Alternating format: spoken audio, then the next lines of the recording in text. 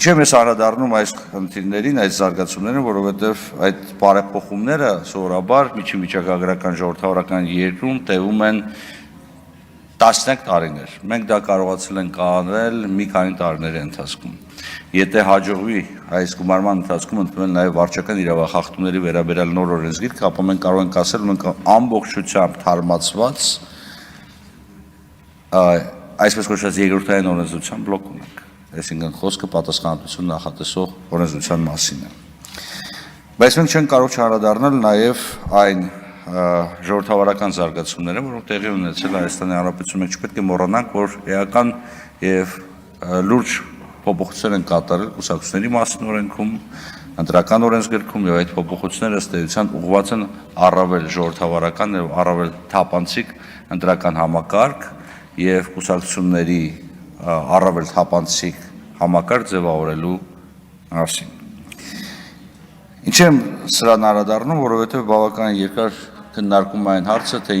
ինչու եւ ինչպես Հայաստանի Հանրապետությունում տապալվեց վետինգը, Հայաստանի Հանրապետությունում վետինգը ըստ էության այն ընկալմամբ, որի մասին մենք խոսում ենք, այսինքն վետինգը որպես հնարավորություն ստուգելու համապատասխան պաշտոնատար անձանց բարեվարկությունը չի տապալվել։ Տապալվել այն վուլգար վետինգը, որը փորձում էին հրամցնել թե աջից, թե ձախից, որի արդյունքում մենք ունենալու ենք հետևյալ իրավիճակ, որ Հայաստանի Հանրապետության դատա իրավական համակարգը ամբողջությամբ կխարխլվեր եւ դրա արդյունքում մարդու իրավունքների խախտումները էապես կաճեն եւ դրա արդյունքում իրավունքի գերակայությունը էապես կնվազեր։ Բայց բարեվարկության այն համակարգը, որը ներդրվել է, այդ թվում այն բարեփոխումների արդյունքում, որոնք կառավարության կողմից ձեռնարկվել են 2024 թվականին, թույլ են տալիս այսօր արձանագրել, որ այսուհետ մենք ըստ էության պերմանենտ վետինգի գաղափարն ենք դրել մեր պաշտոնատար անձանց գործունեության ոլորտում, այսուհետև հայտարարագրման ինստիտուտի առկայության պարագայում դատա իրավական մարմիններում համապատասխան պարբերականությամբ բարեվարկության ստուգման մեխանիզմի ներդրելու պարագայում չի կարող լինել իրավիճակ, երբ որ ըստ էության անձը հայտնվի օրենքի լուսանցքում կամ հայտնվի մի իրավիճակում եւ վերջինս խախտում է օրենքը պարբերաբար եւ անբարևարկ վարքագիծը դրսեւորում եւ մնա անպատիժ։ Սա այն մոտեցումն է, որը ըստ էության հնարավորություն կտա մեզ, ոչ միայն այսօր, ամրագրենք, որ մենք ունենք բարևարկ դատա իրավական համակարգ, այլ հնարավորություն կտա նաեւ հետագայում խուսափել ցանկացած տեսակի անբարևարկ վերաբերմունքից դատա իրավական համակարգի շրջանակներում։ Չեմ կարող չանդրադառնալ հայտարարագրման ինստիտուտին, որի մասին երկար խոսել ենք, տեսեք հայտարարագրման ինստիտուտը կարևոր նշանակություն ունի։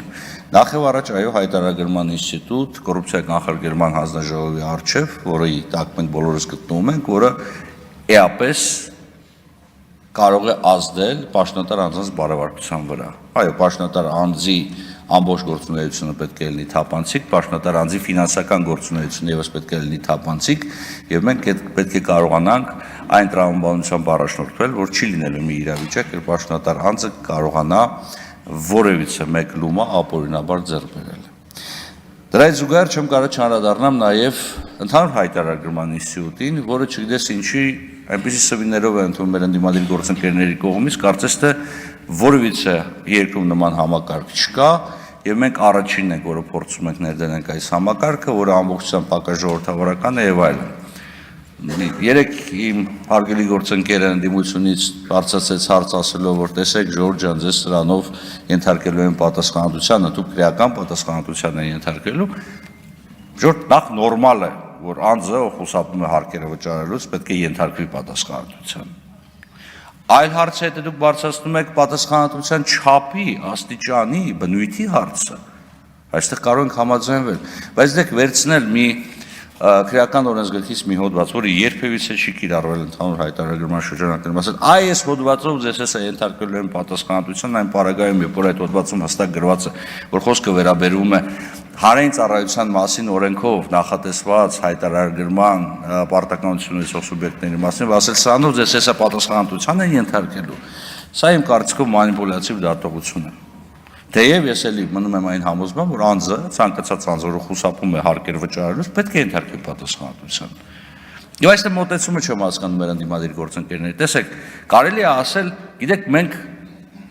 փորձում ենք առավել ժողովրդավարական կամ առավել մարդկային երեսով հայտարարման համակարգ ունենալ, դրա համար այս դրույթները պետք է կարգավորել, բայց ոչ թե մերժել ամբողջ հայտարարման համակարգը որպես այդպեսին։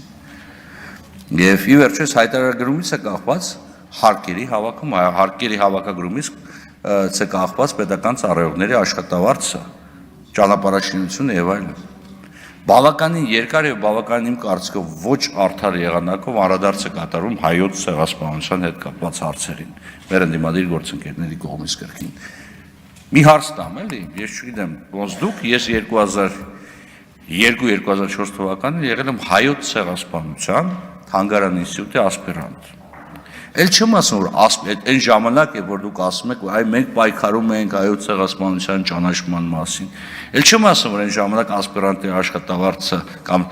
կրթաթոշակը կազմեր 13000 դրամ։ Միջին աշխատակցի աշխատավարձը 34000 դրամ էր։ Սենց ենք պայքարում հայոց ցեղասպանության ճանաչման եւ դատապարտման համար։ Կամ լավ, երբ որ խոսում եք հայոց ցեղասպանության դատապարտման մասին, որ ասես շատ պաթետիկ ելույթներ եք ունենում։ Ժորժ ջան,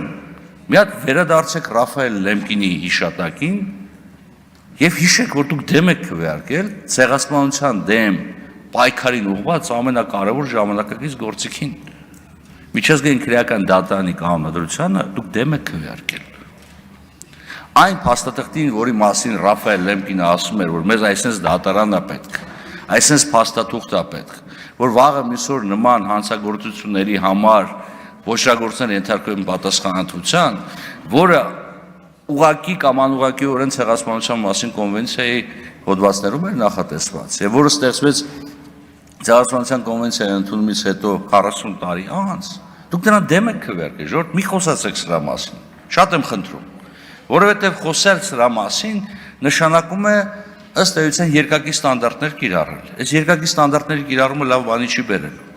Եվ մենք պետք է շատ անկեղծ առերեսվենք մեր եւ իրականության, եւ պատմության հետ։ Այո, մեր համար անհրաժեշտ էր այդ գործիքը, այդ գործիքը ոչ այնքան ժամանակակից իրականությանն էր պետք, ոչ որքան անհրաժեշտ էր հենց նույն այդ ցեղասպանության զոհերի հիշատակը հարգելու տեսանկյունից։ Եվս մեկ անգամ պետք է ցավով կրկնեմ, որ դուք դեմ եք քվեարկել։ Չեմ կարող չանդրադառնալ նաև Գյումրիում տեղի ունեցած ընտրություններին եւ եւս մեկ անգամ առիթ ունեմ այսուհետ նաև մեր եվրոպացի գործընկերներին բացատրեմ հայկական քաղաքական դաշտի առանձնահատկությունները։ Տեսեք, որևիցե ժողովրդավարական զարգացած երկրում արևմուտքում կարող արդյոք Գյումրիում ընտրություններ ունենար այսպիսի պատկեր։ Ոչ, բացարձակապես, որովհետև քաղաքական դաշտի առավել աճ եւ առավել ձախ ուժերը երբեք չեն կարող միանալ բոլորը միասին եւ ձևավորել այսպես կոչված նոր իշխանություն։ Դա պարզապես անընդունելի է, անհավանական, բայց Հայաստանում նման բան հնարավոր է։ Մենք կարող ենք ունենալ ծայրահեղ լիբերալ քաղաքական գործիչներ, նույնիսկ ասեմ, ասեմ պրոեվրոպական օրիենտացիա ունեցող քաղաքական գործիչներ, որոնք չգիտես ինչի ավարտում են, որ չգիտես ինչի դաշինք են ընկել կոմունիստական կուսակցության հետ։ Այլ բանն է, որ ոչ այդ լիբերալներն են լիբերալ, ոչ են կոմունիստներն են կոմունիստ, բայց սա հայկական իրականությունն է։ Շնորհակալություն։